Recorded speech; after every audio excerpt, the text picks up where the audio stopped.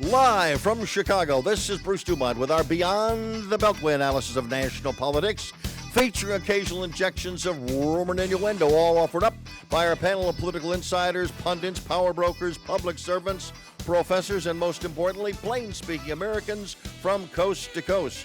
Tonight, featuring commentary by progressive author Michael Golden, columnist John Cass of the Chicago Tribune, Professor Emeritus from the University of Chicago, Charles Lipson, and Salim Muwakil of In These Times and WVON Radio. Nice to have you with us this evening. We've got a full 2 hours for you. We've got lots to talk about. Breaking news, Pete Buttigieg, according to the New York Times, he is suspending his campaign. He's dropping out of the presidential race. It broke about 20 minutes ago, and so this will be the first national show to give you an opportunity to respond to that. 1-800-723-8289. 1-800-723-8289. What does this do to the race for the Democratic nomination for president? We'd like to get your reaction.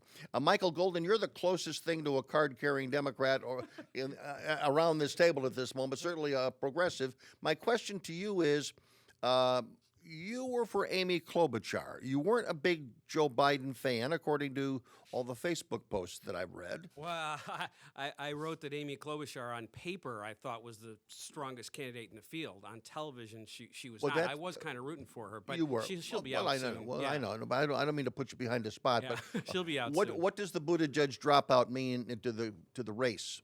You know, I was a little surprised that he did it tonight, but I mean, he knows the math, and I think that Amy Klobuchar and Elizabeth Warren, I think that if they make it to Super Tuesday, I don't think they're going to drop out. I think it'll come soon after that. Most of these people see the handwriting on the wall, and they know the delegate math, and they know it's a race against the clock. I don't think that they want to be blamed if they really believe what they say, that Bernie is so dangerous. If these moderates believe that, I don't think they want to get saddled with the fault of that if he's the nominee and loses to Donald Trump. John Cass of the Chicago Tribune. John, welcome. Nice to be here with you finally. Yes, finally, after all these years. Many years. You're a legend. I grew up listening. He is a legend. No, really? Look at all that gray hair. You are a legend. You can't deny that. I went to Columbia College. Yes. Okay. And it was still lefty when we left. Oh yes, I was teaching. I was a.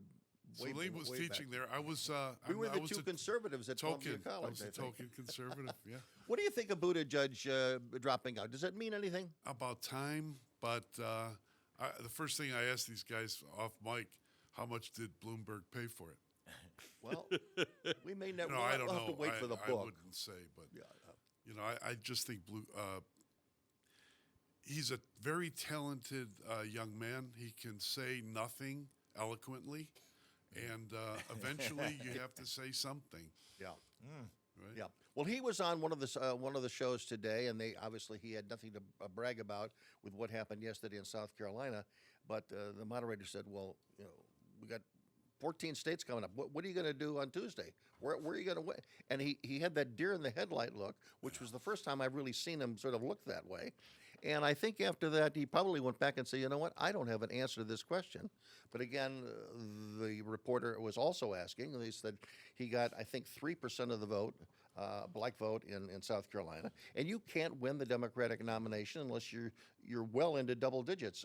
So Salim, your reaction. I'm sure there was not much support coming from your constituents. Not much. It's hard to better John's description. He said nothing eloquently.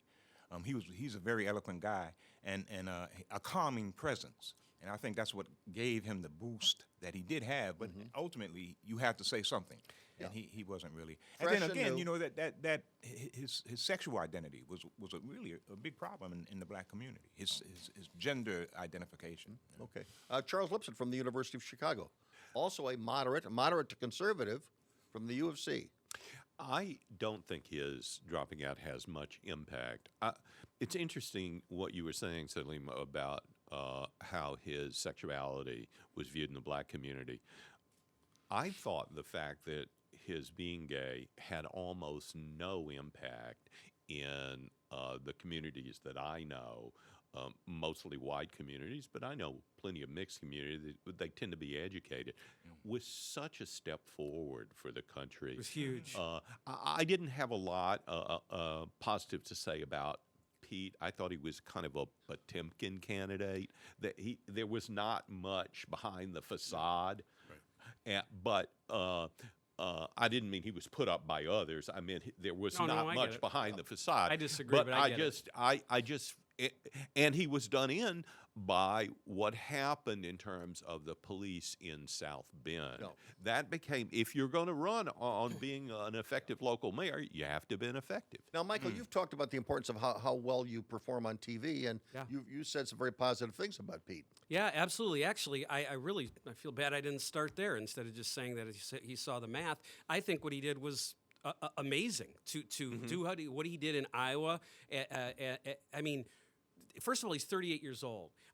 South Bend has about 100,000 people in it, and he is an openly gay married American. The fact that what he did in this primary, I think is, I mean, I don't think, it just, if you look at our history, it's an amazing milestone. And I disagree. I don't think that he had nothing to say. I think that he just doesn't say things, he doesn't have an agenda that's sort of edgy or radical. He's a very common sense person. By the way, if you could say the same thing about Amy Klobuchar. You could say the same thing about Governor Bullock when he was in. There was a lot of candidates who were more moderate. They didn't say exciting things. I don't think the fact that he was so articulate means he didn't say anything. No, but would you acknowledge though that when it was a one-on-one, when it was a town hall, he was great. He was. You put him on the stage with anyone else, and he never really stood out. He did not.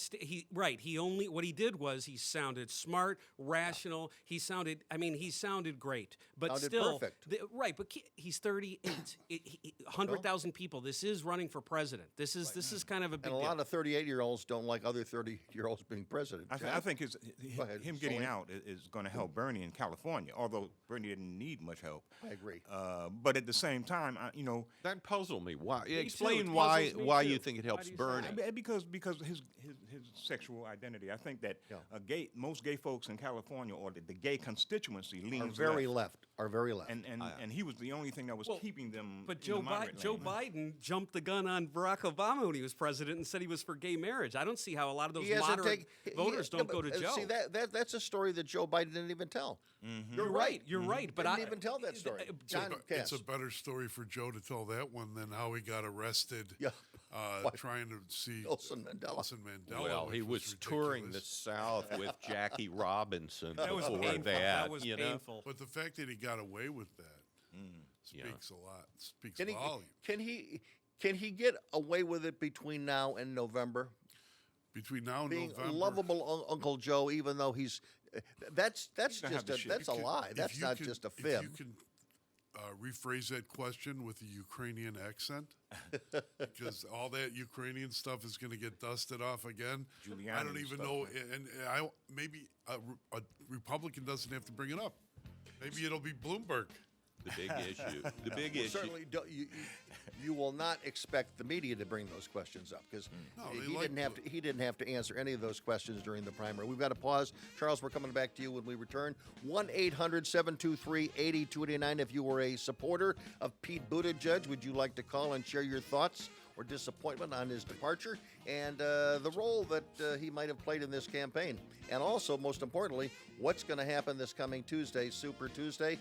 Back shortly from Chicago. A new exhibit from the Rock and Roll Hall of Fame. Stay tuned. Rock on TV. Artifacts from the Jackson 5, Sonny and Cher, Elvis, Cyndi Lauper, ZZ Top, Eric Clapton, and more.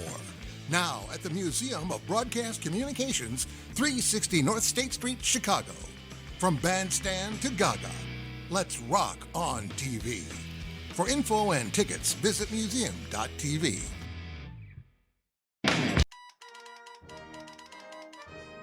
Oh, hello.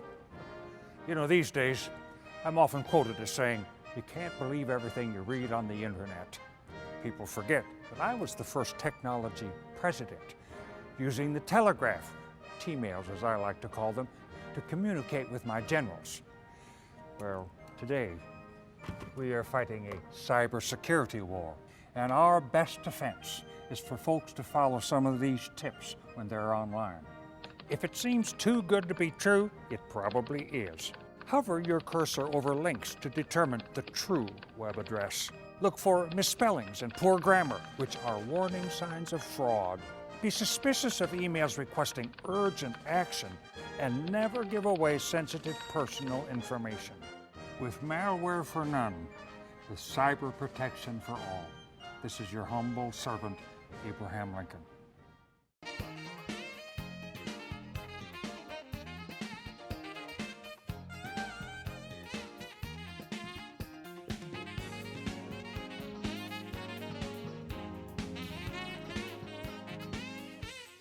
Bruce DuMont back in Chicago. Thanks very much for joining us. John Cass of the Chicago Tribune. You were making a point during the break.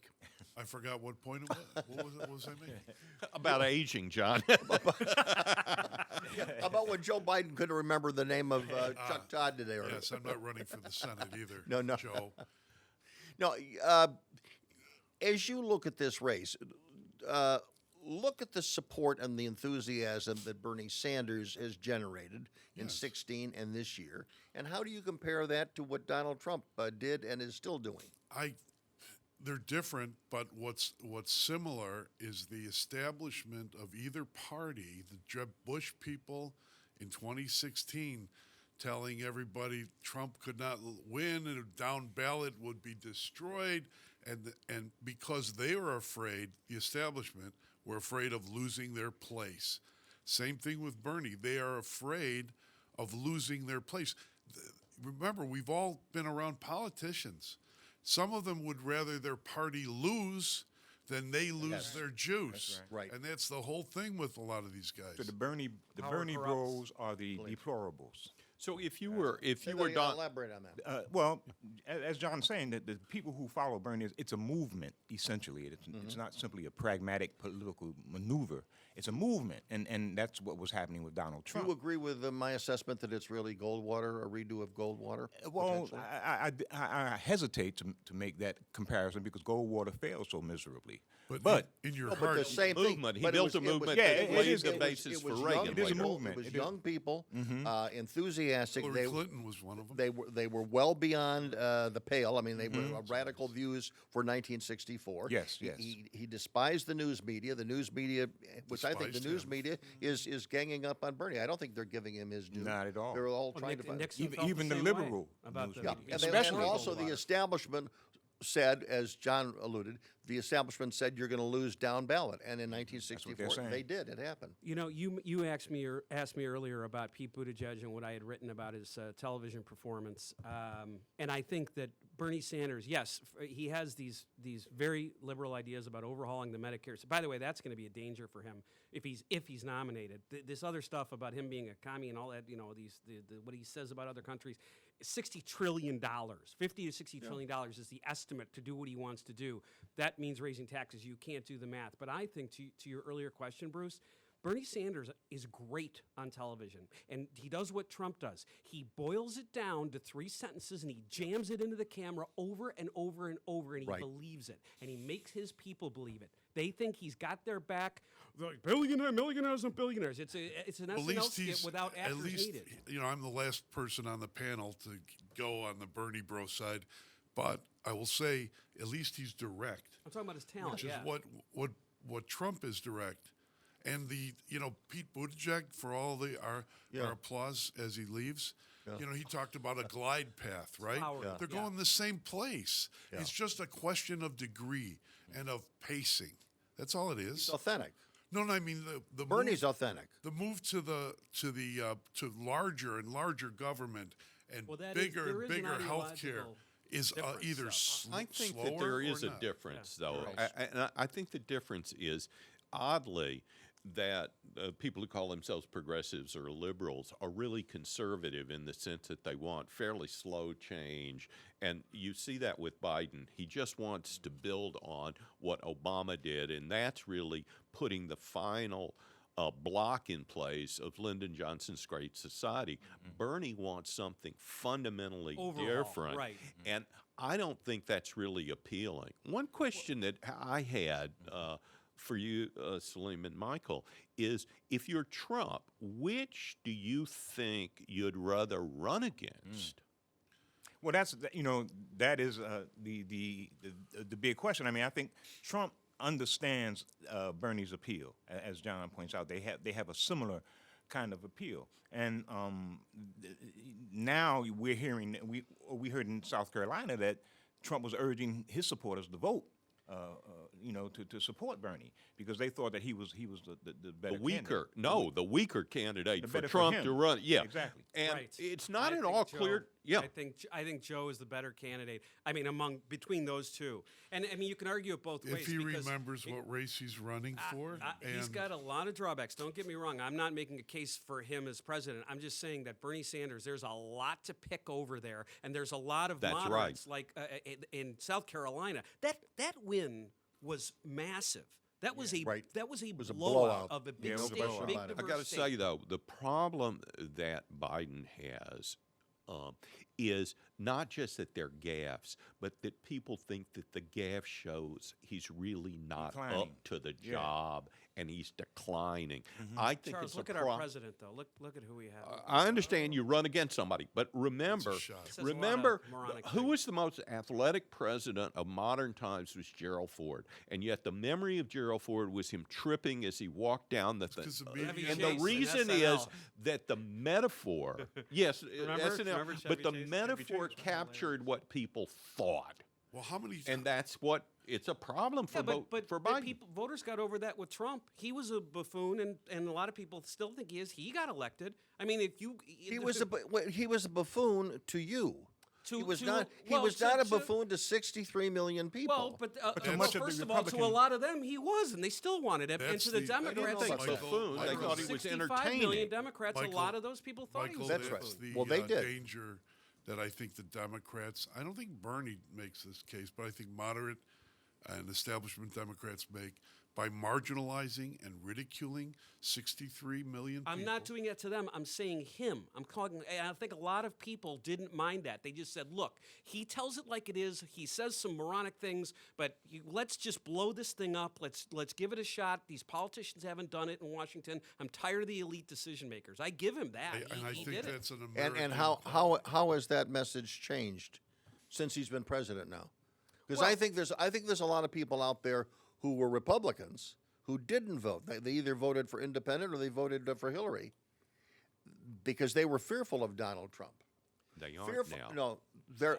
Some are. Oh, right. They're But afraid I to think admit there's it. a large number of those who aren't fearful anymore. I mean, There- I but know just a minute. I know people, and I would mention a name, but it was done in confidence. But it's a name that everybody around this table, I think, would know. Maybe with the exception of John Cass, because he's been a regular guest on this program. And here he detests Donald Trump. He detests him. He didn't vote for him in 2016, Right. and he's going to vote for him. But there are a lot of people this who year. aren't going to again. I know them. They said I would go back in time. But if we I could don't. and But scratch we that don't know vote. which is the larger number. That's correct. We don't know That's that. it. Independents are going to decide this like they always do. Yeah. And Think so? you have what, 40 and 40, right? Or 45 and 45, 45 on either and side. 45, right. They were tipping towards Trump, rushing towards Trump after that ridiculous impeachment thing collapsed. Nancy Pelosi and Schiff and all that. And then the problem is coronavirus, and then the New York Times says, let's just call it Trump virus. Yeah. So they're continuing You the mean same pattern. a columnist in the Times? New York Times. Well, didn't you know call it. what? Guess what? It was in Columns, the yeah. it was in the New York Times, and the Washington Post did a piece Not the same that as- said, Not the "Let's." same as calling it newspaper, Trump but I virus. understand. Yeah, it's not. But there was a tendency Yes. on the left to ascribe nefarious motives. Now they're doing it to Bernie. So Yeah, how do you, yeah, how that do you is The like virus poses two risks for Trump. It has to be managed well. It can't be Katrina, right? That was just so damaging to George W. Bush. And the other is the overall impact on the economy. I think He's that's- running basically on strong economic performance and keeping a number of promises, including immigration. If the economy really begins to tank, then that's a problem. Well, immigration worked out for him well in this particular case, but you see, when he first proposed that Chinese ban, a lot of people would say, "Hey, man, that's Racist. the same including old including xenophobia, you know? Schumer. They just automatically called it racist. Exactly. And it's what very helpful. what will happen if Mexico has a few cases? I mean, there's going to be a discussion, and I don't think the Democrats are going to want to be in a position There was a blasting piece that idea. on that point. Warren, Elizabeth Warren, was saying we're going to take the money for the wall and give it to fighting the coronavirus. Yeah. Well, the logic. I'm sorry, Defense Department money. the logic of that politically. Yeah. You're identified as I want everyone in here, no borders, and now you're going to do that. Bad mistake politically. The other thing that I think the president has going for him now, and I'd like to get everybody's reaction, including our Democrats, and that is Alex Azar, who is representing the administration on this. He is doing more speaking than even the vice president. I mean, this guy, I think, is one of the most impressive, the head of HHS. He's one of the most impressive, HEW, he's one of the most impressive guys I've seen on TV. Look, I think. Have you seen him on TV? I have. I You think, agree with I that? think that the people that are the professionals that were surrounding him at that press conference. Look, there are some lifelong, really smart and talented people that have enormous responsibilities. And a lot of And them what don't, did he do? And they don't have. And by the way, they don't have all the answers. That's what's a little scary. But what about did this what to did me. the president do? He deferred to them. This guy Well, who he allegedly deferred to them, doesn't but- believe in science, well, he Bruce- deferred to them. Well, but he Well, he had also to, he said had some to. silly things too. He said that, sometimes a miracle happens, and everything's going to be fine. And interspersed in some of that, he says these A things. that are lot not of his confidence followers inspiring. believe in miracles, Michael. You may not, but a lot of miracles I do. don't want to bank on a miracle. Nor- when there's a nor do virus. I, It's not nor about do I. believing in miracles. But what I'm just- saying is, No. the people that were speaking, and Anthony Rauchi said yesterday, I've not been muzzled. Somebody was trying to say that he's been I don't muzzled. think they've He been said, I have muzzled. not been muzzled. I agree with that. Yeah, so we're going to pause back shortly. 1-800-723-8289. I'm Bruce DuMont. Don't go away.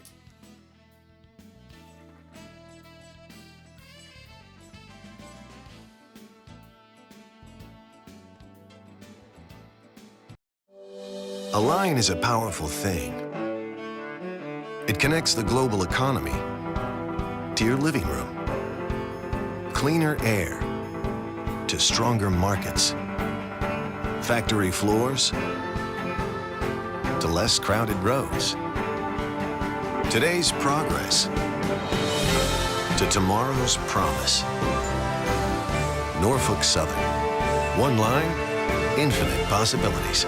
Flintstones, meet the Flintstones. They're the modern Sonic family. From the town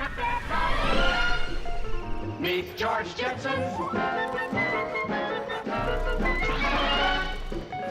His boy Elroy. With instant acceleration, electric cars are more fun to drive and more affordable than ever. Electric cars are here. Plug in to the present. The economy is not working for everybody, especially those in jobs where unscrupulous businesses keep wages lower by hiring millions of illegal workers. Those businesses could use the government's E-Verify system to prevent illegal hiring, but they refuse. What's best for the country? Let businesses continue to hire illegal workers, or require E-Verify, raise wages, and recruit left-behind Americans? See what voters want at everifyworks.com. Paid for by Numbers USA, because numbers count.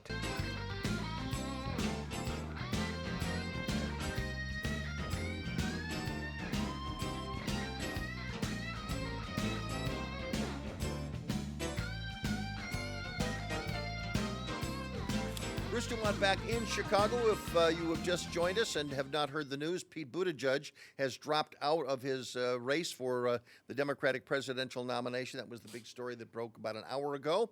And again, also, Michael Bloomberg has purchased 3 minutes of commercial time on a couple of the networks tonight to explain coronavirus. And to offer his assessment. If you obviously he may be on opposite us for the next hour So if you have seen it already and want to call in with your assessment, feel free to do so. Let all of our guests now introduce themselves, and we will begin with a gentleman who's been on this show for probably 15 years now, Charles Lipson. I'm an emeritus professor at the University of Chicago, where I taught political science, but also taught a lot of international relations and some stuff on Western values. Now I write op-eds a lot for Real Clear Politics, Spectator USA, and others, and I love being on this show. And you were the pride of Marks, Mississippi. Well, I'm proud to be from there. Salim Muwakil, also probably about 15, 20 years Longer than for us that, being on this. Maybe. We're celebrating our 40th anniversary in June, so Yeah, 35 years. I'm Salim Muwakil. I'm senior editor at In These Times magazine. Been that for quite a while now, and also I'm a commentator on WVON, a radio host, and I do a few other things as well. And I am also very, very happy to be on this show. And I've been on this show many times. A long time. Some of our most memorable and heated conversations Indeed. were involved. I almost you had were a fight involved with Tom Rosa one time. on the show. I do remember that Yes, very sir. much so. John Cass, tell us who you are, John, or tell the audience. Who I'm you a are. columnist for the Chicago Tribune and a member of its editorial board. I am also a host of the Chicago Way podcast. You can find it wherever great podcasts are found. And I was born in Chicago on the south side and grew up there and in Oak Lawn. And I love this town. I love this state.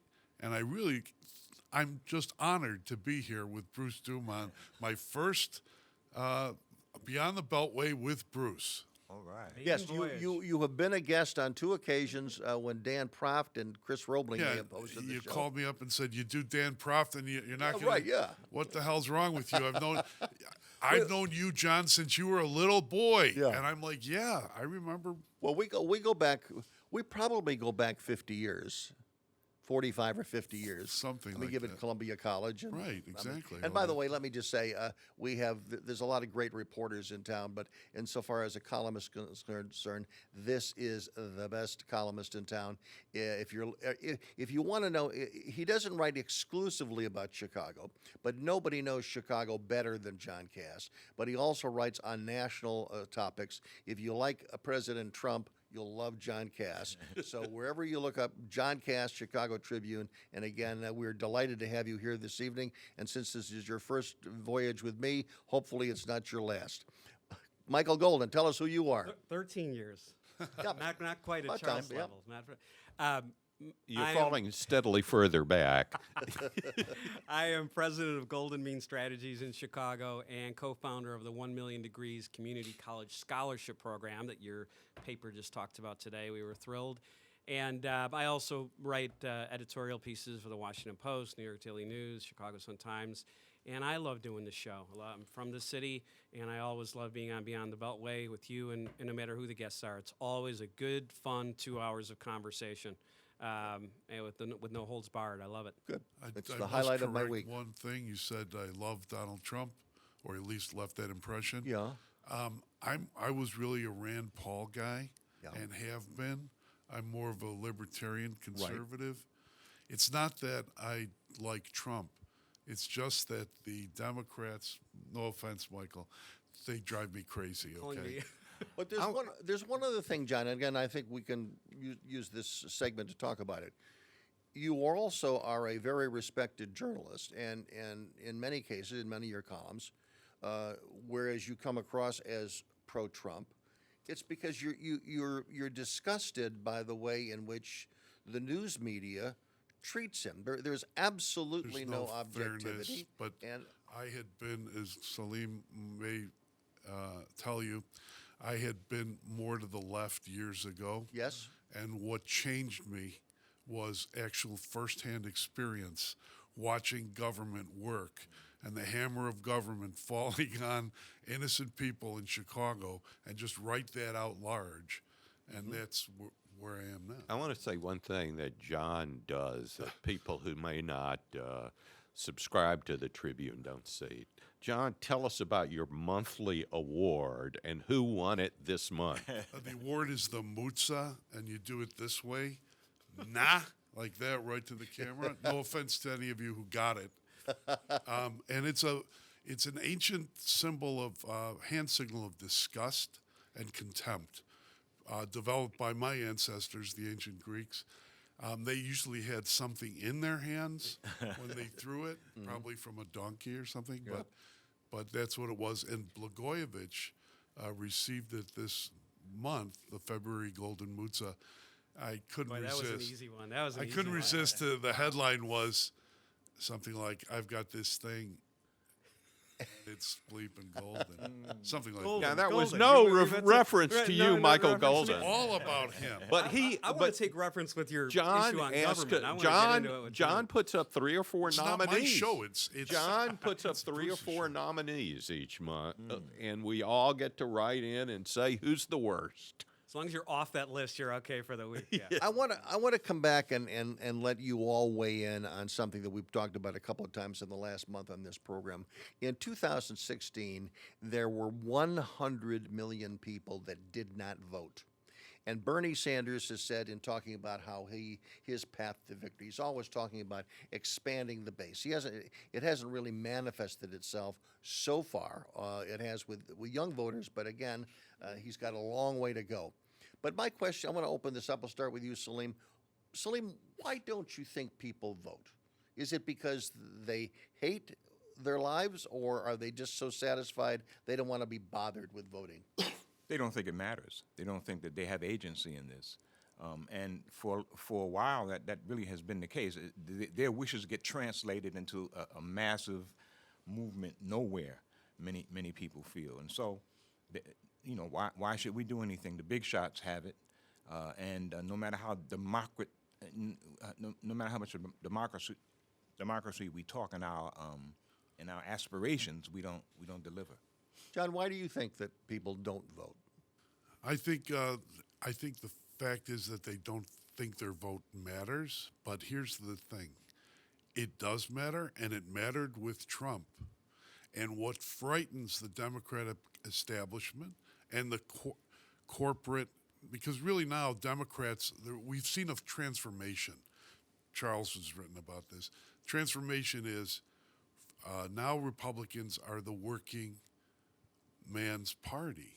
The Democrats That's look Trump. at That's a Trump look move. at Bloomberg. Well, this goes back. Southern strategy. This goes way back. Bloomberg is the wedding song of big corporate and big government. And if Bernie Sanders gets people excited about coming out and voting and changing things, that's going to terrify the entire establishment across the board, particularly the Democrats. So they must destroy Sanders now. The question is whether if they kill him, I mean, not physically kill him, but if they kill him or use the superdelegates to leverage it out of him, will there be a Democratic Party afterward, Michael? I want to. You know what? You give me an opportunity to take issue with what you said earlier Please about do. government sucking and. I didn't say it sucked. Well, in Chicago, I said people, it hammers people Well, to death. okay, all right, but you just said also that it gets larger and it doesn't Right. produce as well as right. it could, which that's a matter of degree. But on Bloomberg, and I'm not a big fan of Mike Bloomberg as a candidate. In fact, I've been ripping him when I write about him. He's brutal on television, painful to watch. However, what he did, if you go look in New York, and he taxed the wealthy, he improved public health, he improved the crime statistics, he improved a whole bunch of things in New York over 12 years. And so a lot of people would say, actually, whatever you think of New York, whatever you think of progressive policies, he as a Republican, in that mayor's position, made the government larger in some ways and more efficient. So it can be done. It may not be going well the way we want in Chicago or Illinois. I'm not going to argue you with that. What I find interesting about what you've said is that the Democratic strategy for 3 years has been orange autocrat bad. And now their savior is an autocrat, I agree a with short autocrat. I don't think he's the answer. I agree with you about that. I just find Charles? that odd. I think people Bloomberg is running for city manager. Right. And this is not an age where people are asking for a city manager in that position. I chaired Gary Chico's campaign for me. Believe me, he was far more qualified to Yeah. run this city. So And I people think don't that- care about that. Yeah. Look at the president. People do not care about that. John Cass said earlier that the independents would decide it. I'm not sure about that. And let me tell you why. The last campaigns have been base mobilization. And base mobilization in this partisan era is actually alienating to a lot of the people in the middle. And I think you can see in the Trump rallies that what he's trying to do is actually expand the base by continuing his regular themes rather than moderating the themes. I think one reason for that is the nature of modern media. You can't say things in the primaries like you used to and then come back to the middle. Right, which Nixon started, right. He was the first and you one to can't do that. do it because they now have You're right. video of you in your own words Every on day, a camera. all day long. Sticking it to you. Back shortly, 1-800-723-8229 from coast to coast and border to border and around the world at BeyondTheBeltway.com. I'm Bruce Dumont.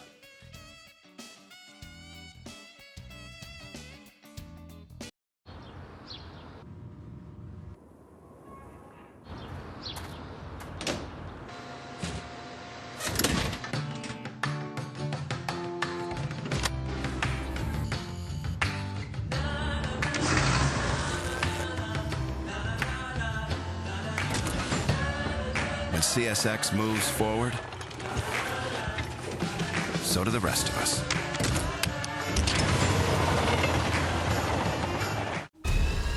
Dallas, St. Louis, Nashville, Tuscaloosa.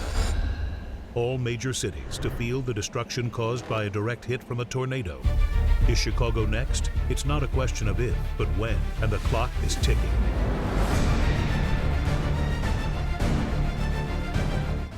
Learn what to do now at ready.illinois.gov to become tornado ready.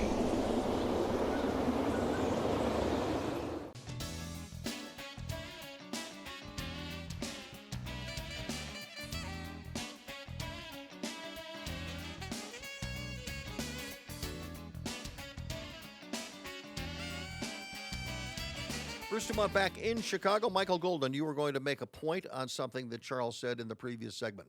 Yeah, and John said earlier that he thinks swing voters will decide the election. And I thought that for a long time when I was running campaigns. And I worked for John Kerry in 2004, and that was the case. But recent numbers, if you look at it, and this was the case in the 2018 midterms, when the full base of Democrats turns out, and that 2018, if you really look at why, it wasn't because of all the health care talk, it was because it was a pushback on the president. The base turned out, even in the swing districts, yes, you need swing voters. It's not an either or, but I'm not sure the swing voters alone decide that. If you look at the 2016 presidential election in Wisconsin, in Michigan, and Pennsylvania, and you see the people who voted for Obama that stayed home. They didn't vote for Trump. They stayed home. That would have swung the election in those three states. The 77,000 votes Trump won by, and maybe even North Carolina, African Americans in North Carolina.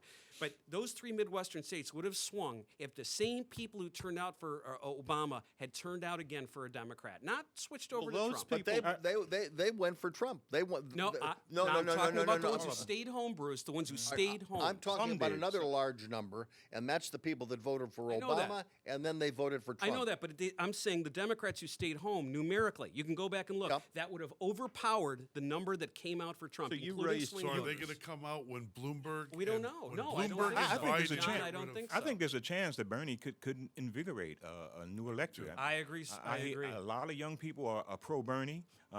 They're actually pro-socialism. They don't want him to dampen his socialist rhetoric. I think he should. I think he should call himself a Keynesian Democrat. I mean, that's more accurate. But these are also the people that will walk out of that convention in Milwaukee if Bernie Sanders is not the candidate. Unfortunately, and again, those people, they're either going to sit on their hands or they're going to vote for. That's a danger. That's a danger. Bruce, how does that play to Michael's theory? It hurts there's Democrats. too That's much a big problem for the enthusiasm. Democrats right There's now. too much Absolutely. enthusiasm here for Bernie. Too much enthusiasm for Bernie. I'll tell you, when you tell 160, 180 million people, you're going to take away their private insurance. You've not only have a large group of people against you, you've taken away the issue that was so important to the Democrats in 2018. Healthcare was on their side. If you let Trump run against you on healthcare, I think you've got a big problem. And I Bernie, don't think, I agree. I don't think the 100 million that don't vote are not necessarily recipients and think that way. Right. I think a large or a percentage of it, I'm not going to say the majority, but a large percentage of those people like the idea of free college. They like all the free Why stuff. not? Who wouldn't? They like all the free stuff, and they're going to say, "No one's come along to this degree to give us all this free stuff. I'm going to go vote for this guy." If he's the so nominee.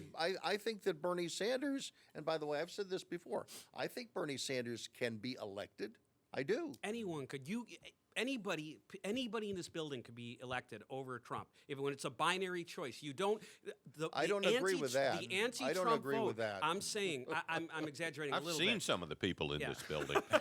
You get my point. If all those Democrats turn out that didn't in 16 and did in 12, just the Democrats, not the one who swung to Trump, the Democrats can win no matter who it is. All the seven I think candidates. he can get people excited, but once they realize that his economic policy That's a is danger. the big rock candy mountain 60 by trillion. Pete Seeger It's I hope doubling the you're right. federal budget. John, I hope you're right. with the lemonade trees. Yeah, and They the- also know that but- he can't pass it. That there are Cigarettes barriers in the Right. way. What? That there are Even people- Democrats know he can't pass that's it. a very important And the big because red candy. because what Biden is saying is vote for me because I can help carry the House and the Senate. And we'll do Bernie it slowly. can't carry the House and the Senate. But if you want anything that Bernie wants, the only way you're going to get it Is is the if House I and the get these Senate. people elected. I mean, it's a catch-22 between them. We got to take callers on the line. They've been waiting. Michael is on the line. Michael, is this Michael Lieber? Yes, it is. Michael Lieber, for those who are frequent guests, Michael Lieber has been a guest on this program. He's been a big Pete Buttigieg backer. You were a bundler for him. What's your reaction tonight to all the work that you put in and Pete's decision to pull out? Well, obviously a lot of gratitude and a lot of sadness. I got involved in the campaign. I first said that, hey, he was my pick publicly, I think, last February 23rd, so over a year ago. Generally, I'm not an early adopter, but this time I was. And when I said that, I got three questions generally. Who the heck is this guy? How do you pronounce his name? And are you crazy? And as time went on, he proved that a guy who had was a real long shot ended up making it very, very far. So for that, I have a lot of gratitude. Remember, he outlasted senators like Kamala Harris and Cory Booker, Kirsten Gillibrand, Michael Bennet, governors, Jay Inslee, Hickenlooper. So he went from being kind of beyond obscure to somebody who was really helping shape the discussion. And I feel like he really remained true to himself and his values the whole time. He didn't prostrate himself. He didn't say things that he didn't believe. So while I'm very sad tonight, I leave with my head held high. Michael, would you also acknowledge that Pete never had a good answer to a question, why should blacks vote for him? That was certainly his Achilles heel. And first of all, I want to make it clear that I'm simply a volunteer for the campaign. I'm not speaking on behalf of the campaign. But yeah, that was his Achilles heel.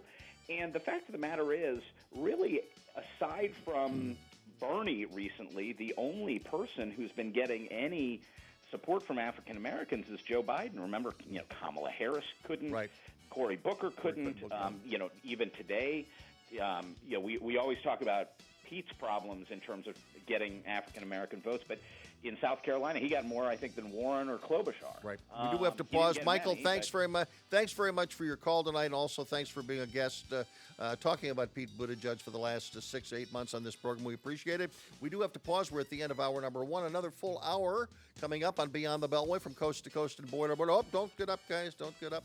And we'll take calls 1-800-723-8210. In the next hour, we'll continue this conversation, but talk about another big issue, and that is the Taliban peace agreement. Do you believe it? Back shortly.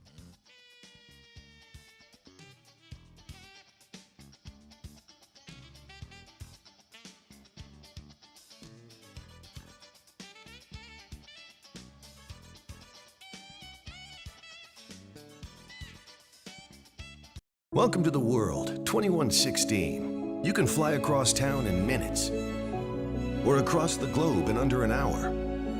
Whole communities are living on Mars, and solar satellites provide Earth with unlimited clean power. In less than a century, Boeing took the world from seaplanes to space planes, across the universe and beyond. And if you thought that was amazing, you just wait.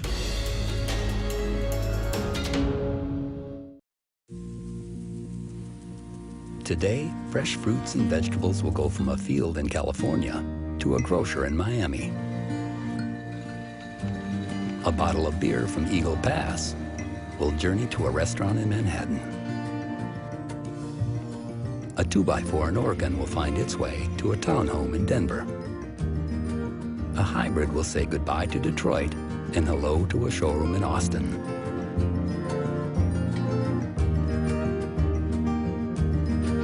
While a steel beam will leave a mill in Illinois for a high-rise in Phoenix.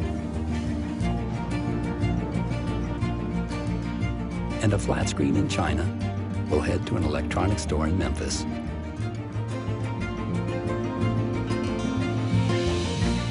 Because today, as every day, wherever you find business,